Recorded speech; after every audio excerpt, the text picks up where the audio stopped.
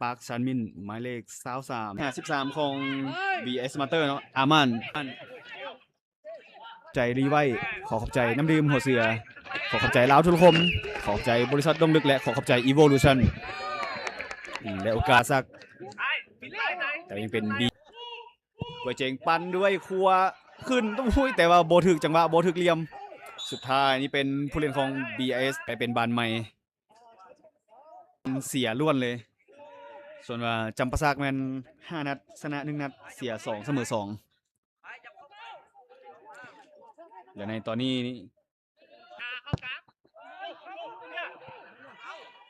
พยายามแลนบีบและผู้เล่นของจำปาซักหลังจากที่ว่าจบการแข่งขันในแมตช์นี้ท่านผู้ชมในนัดต่อไปของ BIS Master แมนจะเดินทางไปที่สนามกีฬาแขวงหลวงพระบางเนาะจะไปพบกับ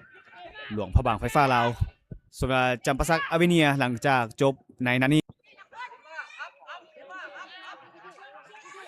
บานอยู่ที่อามัดแถงมาที่วิไล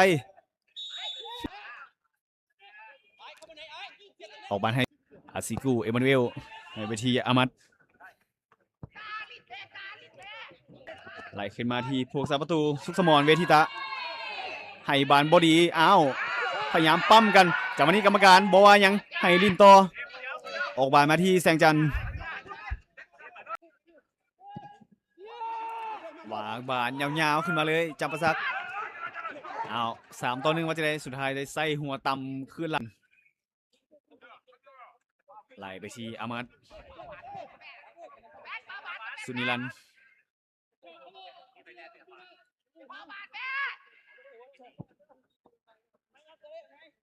โอ้ถือว่าแนมไปทางใดไปที่อามัดสุนิรันวีไลเคาะขึ้นให้สุนิรันมาที่อาซิกุมาที่สุนิรันอามัด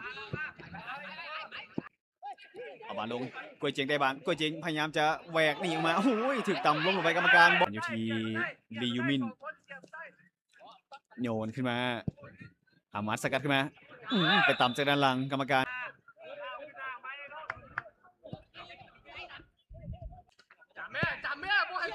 ออกสมัยวางเข้าไป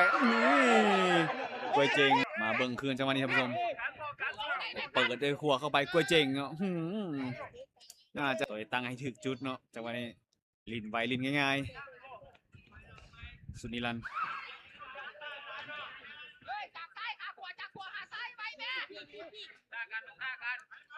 วางอยู่ที่อามัดวางมาที่ประมาณคือจันสมรมาที่อามัน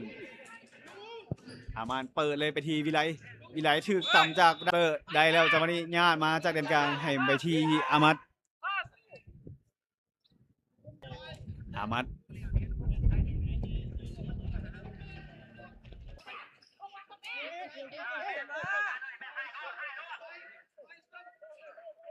สุนิรันพอขึ้นมาที่อามันอาจจะต้องได้มาตั้งเกมกันใหม่นะให้เกมบุกของ BS Master นี่ค่อนข้างที่จะยากพอสมควรเนาะ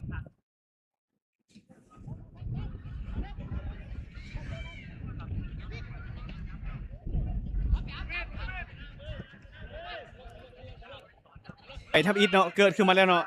ก็เป็นหมายเลข54ของ BS Master สายคำศิริวงศา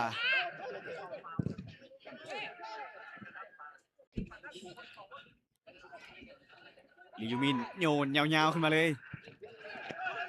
เอาแล้วอามันพยายามประคองบานสุดที่ว่ายิงประตูให้จำปาซักมีห่าง BS Master ได้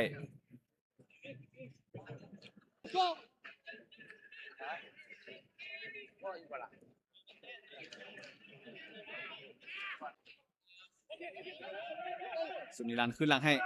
อามันเตะหนีออกมา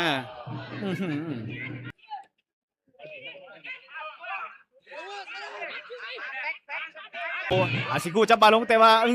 น่าจะลั่นนะลูกนี้เละแล้ว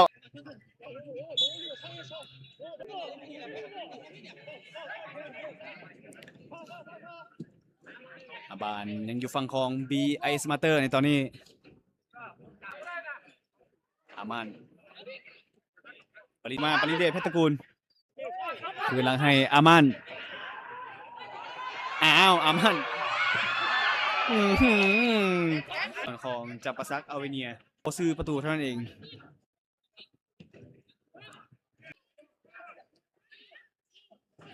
เอาไหลค่อยๆมาที่อามันเปิดขึ้นเลยอามันออกมาที่อามัน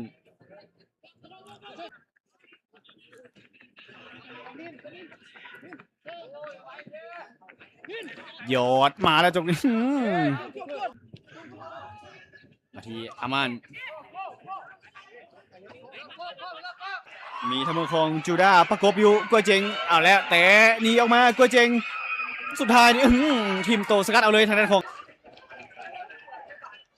แต่ก็ต้องระมัดระวังใบเหลืองเนาะถือว่าเฮ็ดชึกต้องแล้วถือว่าพีอามันขอขึ้นมามาที่คำสง่าเปิดด้วยซ้ายขึ้นไปอามันพยายามจะเก็บบานย้อนขึ้นละ